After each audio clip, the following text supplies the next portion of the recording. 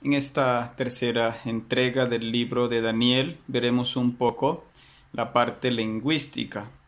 Nos basamos sobre todo en los comentarios de la Biblia de Jerusalén del año 1998, que recuerdan que la redacción de Daniel 2, versículo 4 al 7:28 están en arameo y el resto en hebreo. De esto no hay una explicación definitiva. Pero además tenemos unas partes que están en griego, que como decimos son las partes que rechazan los protestantes, y que los católicos llamamos partes deuterocanónicas, que están en Daniel 13:14, están también en Daniel 3:24 al 90, que es un añadido lírico, donde está el canto de los tres jóvenes y que en la Iglesia Católica cantamos cada primer y tercer domingo en la oración de la mañana, en laudes. Tenemos que algunos textos son bastante paralelos, ¿no? Como los textos de Daniel 2, que habla del sueño de Nabucodonosor, con Daniel 7, que es las cuatro bestias. Entonces son textos que son bastante parecidos. Según los estudiosos, la redacción final entonces de Daniel estaría entre el año 167 y 164. ¿Por qué en estos años? Porque son los años en que está más fuerte la lucha entre Antíoco Epifanes y los macabeos. Antíoco Epifanes había profanado el templo y estaban los judíos a la expectativa de qué va a pasar, qué va a pasar con este impío, con esta persona que ha profanado el templo, y por eso comparan también a Antíoco Epífanes con Nabucodonosor, pero sobre todo con un personaje al que llaman Darío el Medo, que más adelante veremos en la historia quién puede ser, porque no se encuentra en los documentos ningún rey que se llame Darío el Medo. Sí hay un rey Darío, pero es muy posterior y es un rey persa, no medo. Los estudiosos dicen que el nombre de Daniel está basado quizá en Ezequiel 14 al 20, donde se habla de un tal Daniel, pero no se dice nada más de él, no se dice que sea de la época del profeta Ezequiel, se lo compara con personas sabias como Noé y con Job, pero no se dice que sea exactamente un profeta, ni tampoco se dice que sea israelita. También en los textos de Rashamra en Ugarit se habla de un tal Daniel, que algunos dicen que puede compararse con nuestro personaje, pero tampoco hay algo concluyente, ¿no? Vemos que este autor, este libro, trae, como diríamos, algunos errores históricos.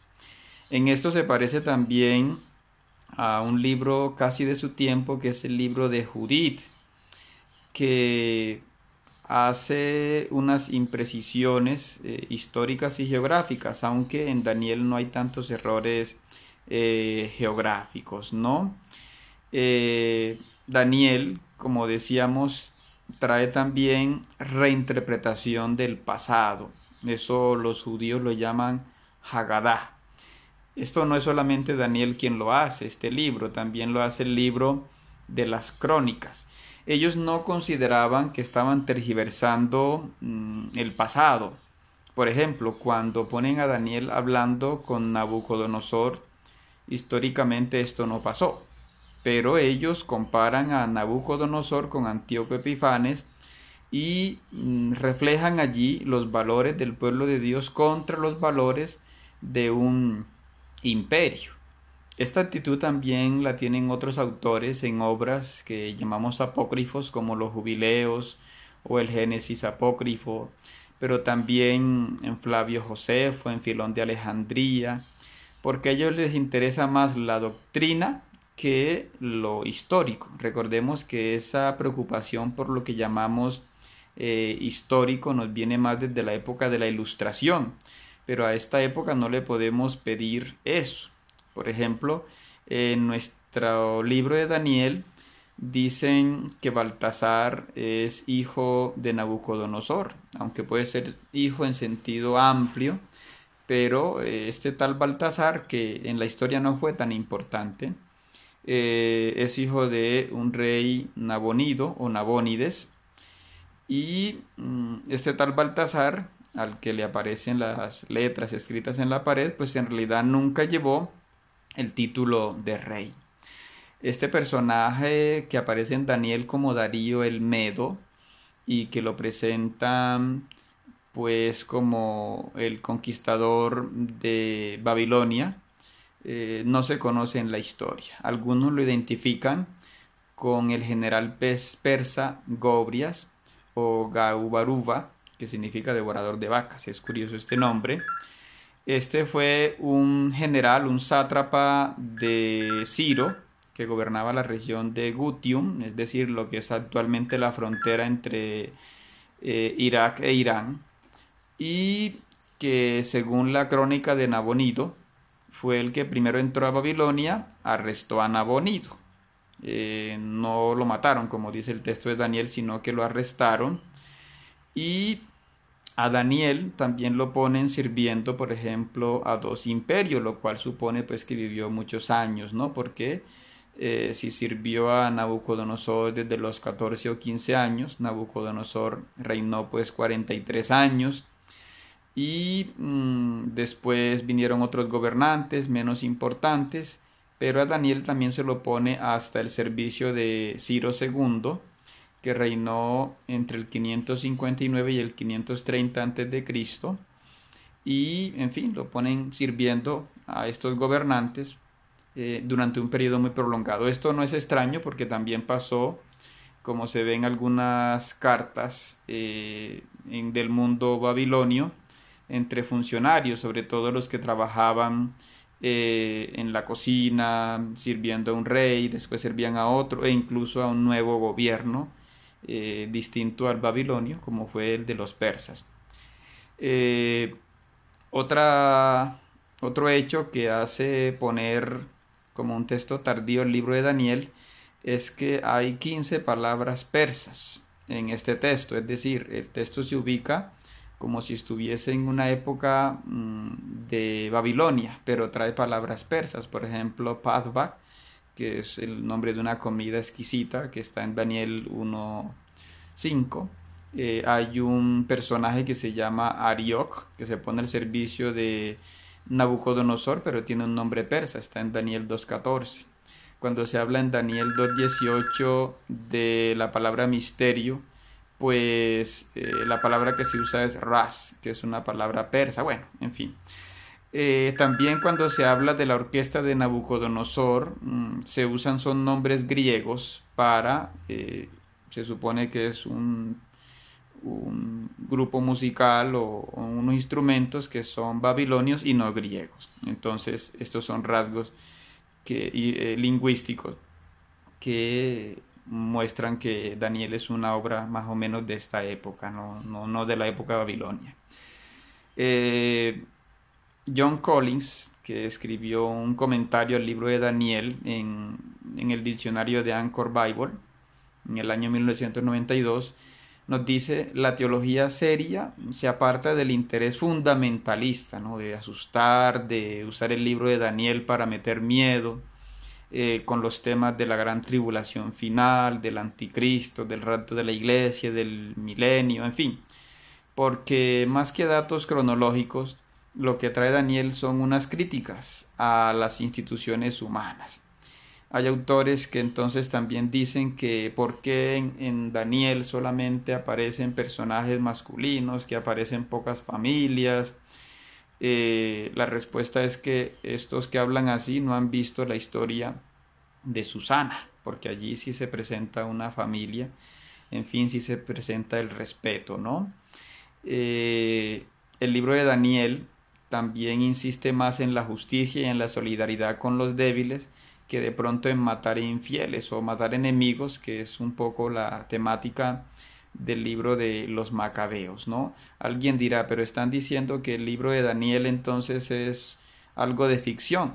Pues no estamos diciendo que sea de ficción, sino que su eh, interpretación debe hacerse teniendo en cuenta el género gramatical, que es sobre todo de generar esperanza más que hablar de una historia cronológica en sentido moderno, ¿no? Vemos que el profeta pudo profetizar el futuro, pero esas predicciones son precisas hasta Daniel 11:39. En cambio, en Daniel 11 del 40 al 45, cuando habla, por ejemplo, del final de Antíoco Epifanes, lo describe de una manera que no fue histórica, ¿no? Entonces es difícil de explicar que se haya equivocado si se supone que es un libro que pretenden algunos que sea tan preciso, ¿no? Eh, entonces, esto nos lo advierte sobre todo Wilson, un autor que estudia el texto arameo de Daniel y que nos dice que el arameo que usa es más occidental, es decir, más de Palestina o Siria, que de el arameo que se usaba en Persia, ¿no? Entonces el autor está escribiendo sobre todo desde Palestina y por eso el autor está más bien cerca de Jerusalén, animando a los que están siendo perseguidos por Antíoco Epifanes más que de pronto en el mundo persa en la ciudad de Susa, ¿no?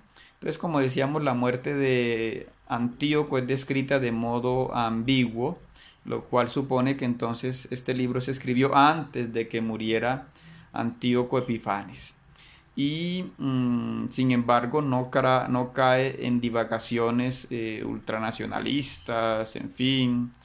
eh, es un poco lo que nos dice la introducción de la Biblia de Nácar Colunga, ¿no? Que nos advierte de que es un libro que por eso aceptó la Iglesia, porque no cae tampoco en exageraciones a pesar de que tenga imprecisiones históricas, ¿no? Y Foyet y Robert, en su introducción a la Biblia, nos dicen: los relatos de la sección narrativa pudieron existir en un estado de dispersión antes de ser reunidos, ¿no? Ahí se ve a veces que hay textos que no encajan completamente. Hay, en fin, por ejemplo, en Daniel 3 se menciona solamente a los compañeros y no se menciona a Daniel, es decir, faltó dar como un retoque. A veces se pueden ver como suturas, como que se hizo una conexión artificial, como en Daniel 1:21, en Daniel 2:1, en Daniel 6:1, en fin.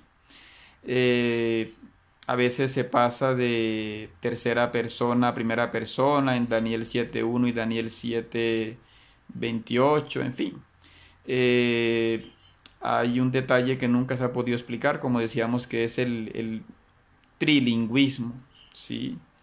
En fin, hay materiales que tienen difícil conexión literaria, como conectar el reinado de Baltasar con el de Darío, con el de Ciro, lo cual muestra pues que hay distintas fuentes y no solamente un autor que hizo el texto de una vez, ¿no?